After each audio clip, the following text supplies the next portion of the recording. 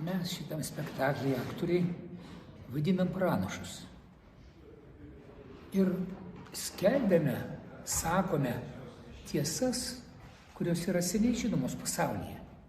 Bet mes kaip restauratoriai, pavyzdžiui, nuo kažkokio apsinešusio užrašo nuvalom, kad šitie žodžiai suspindėtų nauja šviesa ir žmonės labiau įsisavintų. Kartais mes kaip kasdien, pavyzdžiui, eini gatve ir į vieną namą pakeli staiga akis ir pamatai pro namą, kur tu ėjai daug metų, architektūrą naujom akim atidžiai įsižiūri.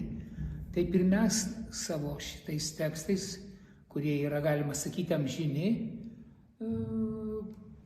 lygtai juos atnaujinam, lygtai naujoj šviesoj įprasminam tą prasmę, kuri jau yra. Tik tai naujai priverčiam žmonės apie tai pagalvoti iš naujo ir suprasti šitos tiesas. Tai va, nu ir ten yra pora tokių tiesų, kreipimusi ir klausimų. Kur tu, Dievuli, sakyki?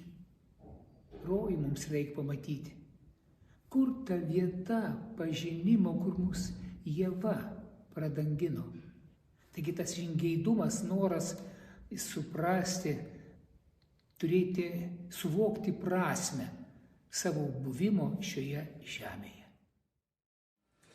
Kviečiame į spektaklį pranašystę. Ystė.